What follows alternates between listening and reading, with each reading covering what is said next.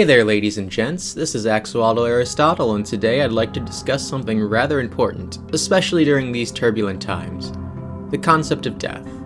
I'm sure that all of you listening have been impacted by COVID-19 to some degree, whether it's the lockdowns, the mask mandates, or you or someone you've known have gotten COVID. Hopefully most of you have not had the experience of someone you know dying from it, but if you have, I am sorry for your loss. That last part is what inspired me to make this video, the concept of death. Death due to COVID. For many of us, it's something we usually ignore, but now with COVID running rampant, the anxiety some of us have of catching it and dying, the constant listening of cases and death rates, they've all made death part of the forefront of our daily lives. To that end, today I would like to share with you all a very short horror game, One Last Game by Goose Ladder Studios. I believe it shows off some great ways in tackling the concept of death when it's quite literally at your doorstep. To structure this video, I intend to share the entire game before launching off into a discussion of the philosophy of death and how we can tackle it. This is mainly because the game is only about 2.5 minutes long. If you've already played the game, or seen the game, or for whatever reason decide you would rather hop into the discussion, I will now flash the timestamp of when that discussion will begin on the screen as we leave a timestamp in the description.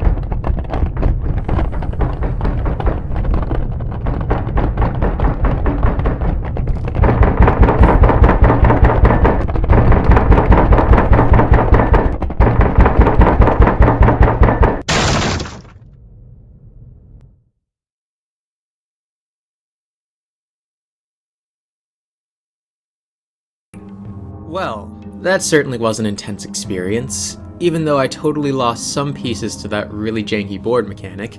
Alright, so now that we have seen the game, I bet that many of you are scratching your heads going, this guy's crazy. How is a game about old people playing checkers supposed to teach me about death? Well, before I start, I'd like to lay down some ground rules. I really won't be talking about religion in this video for an important reason. When someone is religious, generally speaking, this means that they already have a concept of what happens when we die. It isn't the end, rather it's the transition period between this world and whatever's next, and that gives its own set of comforts and problems of its own. Instead, I'd like to focus on the idea that death is real, and because it's real, It's the end of not just our lives, but of existence itself. Jokingly, many people have said that there are only two certainties in life: death and taxes. There is quite a lot of truth to this, though I would like to add that there is another certainty of life: birth. And birth is very similar to death because we don't experience either of them. Well, we experience birth but have no awareness or lasting memory of how it felt to be conceived and to grow from an embryo into a fetus before being evicted from the safety of the womb after 9 months. One day we simply just become aware that we exist, and once we become aware of our existence, it's inevitable that we become aware of the fact that one day we will no longer exist. Death is the same. We can never experience it ourselves no matter how close we get to it. This is perfectly captured by one last game. Anytime we hear the incoming bombs, our spouse closes his eyes, completely aware that in an instant he may no longer exist. It could be instantaneous, and he feels nothing, much like how someone could die in their sleep. Or the bombs could gravely injure him, and it takes time for him to die. Yet this isn't death. It's simply pain. And pain's something we have great knowledge and experience of all throughout our lives. Now that I've covered the game, I would like to bring up the first philosopher I will be mentioning in this video: Socrates. In The Apology, which was Plato's recollection and/or transcription of the event, Socrates is on trial for corrupting the youth of Greece, when all he was actually doing was encouraging them to think. I won't discuss the trial in detail. What matters most is that Socrates was found guilty and sentenced to death. He had many friends, all of whom wanted to see him live and had worked together to allow him to escape. But every time Socrates was asked to escape with them, he declined the opportunity. Instead, he chose to stay behind because he saw it as the virtuous thing to do. He tried to ease his friends' minds about the concept of death. To quote Socrates, "Let us reflect in another way, and we shall see that there is great reason to hope that death is a good, for one of two things. Either death is a state of nothingness and utter unconsciousness, or, as men say, there is a change and migration of the soul from this world to another." Now let's break down what this means. Socrates goes on to explain that by utter unconsciousness he really means like a deep sleep in which one has no dreams. If death is like that, then what does one have to fear? It would be nothing but peaceful. For the latter, Socrates, like many Greeks, held that there may be an afterlife, that death was merely the end of one adventure and the beginning of the next one. In this afterlife, you're either punished or given eternal paradise based on your actions during your life, and so long as you acted virtuously, what reason is there to fear death? Either it will be a blissful sleep or an eternal paradise, and we have everything to gain from either option. Surely this reasoning could explain why your spouse was so peaceful and unafraid during the game. He either gets a restful sleep or an eternity with the one he loves. Even in his final moments, he is treasuring being with that person instead of trying to possibly preserve his life. As an aside, I do want to make it clear that I am not advocating that we should seek out death. In fact, we should do what we can to prevent it. From what I gather of the situation in the game, they were in the middle of a war zone with nowhere to go. They were probably as safe as they possibly could be within their home. As nice as Socrates and many Greek philosophers are towards death, I find it somewhat lacking. Mainly because while it eases the fears of death, it does nothing to propel your growth as a person, aside from giving us one additional reason to be virtuous. Though it can and has been argued that if you're only acting virtuously out of a sense of fear of hell, or the pleasures of heaven, are you really acting virtuously at all? That's a discussion for another video though. This one is about confronting the fear of death and how we can live in regards to it. So instead, I would like to stray a little bit into existentialism, the trippiest branch of philosophy. I want to make it clear right now that I am someone who has not read much of Martin Heidegger's work. In fact, from what I have read, I can assure you all that he's the most difficult philosopher to read.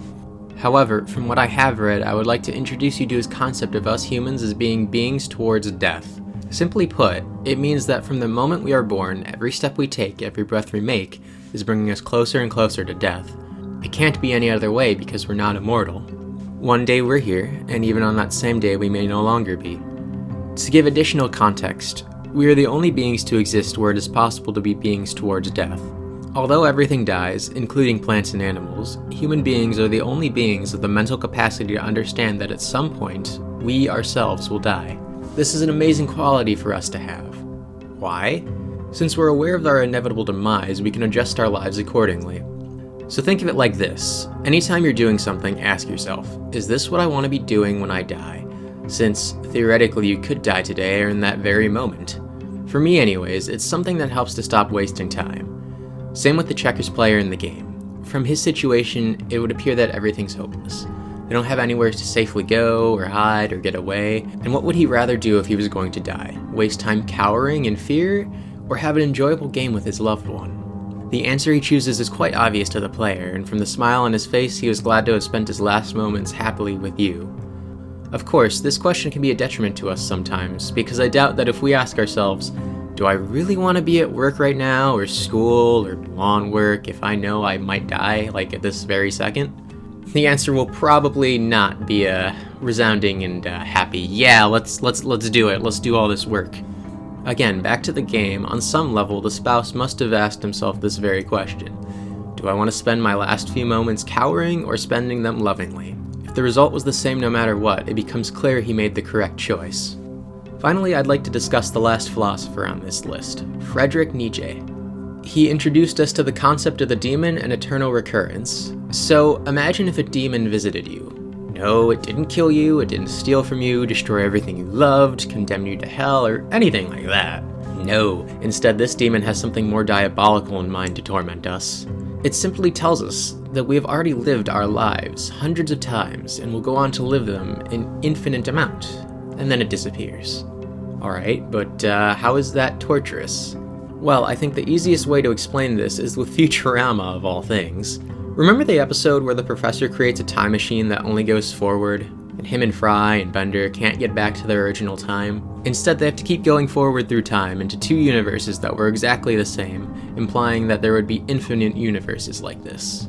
At this point in time, you've already lived your entire life countless times, and it's just simply another cycle in infinity. What you do is what has always been and always will be done. It's kind of like the opposite of YOLO. Instead of living once, you live for an infinite amount of times. Still confused as to why this is relevant or even torturous at all? Well, Nietzsche crafted his philosophy in a way that would allow anyone who followed it, whether it was the weak-willed or the strong-willed, to live their lives to their fullest potential. This is simply another aspect of that. It could easily break a weaker person and send them spiraling into depression. Their life has always been crappy, and now that's gonna repeat for the rest of time? For the stronger though, this visit is simply a blessing. Even if their life up until that point hadn't been perfect, they can ensure that they live the rest of their lives to the fullest, maximizing the enjoyment for the rest of time. Coming back to one last game, if our spouse thought this would be the case, then it would make sense that he would try to gain every last bit of enjoyment from life, even at its bitter end. Overall, this tiny short indie game has a lot to say on death and how we should live our lives. Ideally, we can use this knowledge to turn the constant awareness of death due to COVID into something good, controlling it, allowing it to help us be more productive, to be better people, and to live our lives to the fullest. If anyone is interested in reading the texts I've referenced, or others on the concept of death, I'll leave several links in the description, most of which are free PDFs, and some of which aren't. In addition, I will leave a link to one of my favorite movies titled The Seventh Seal.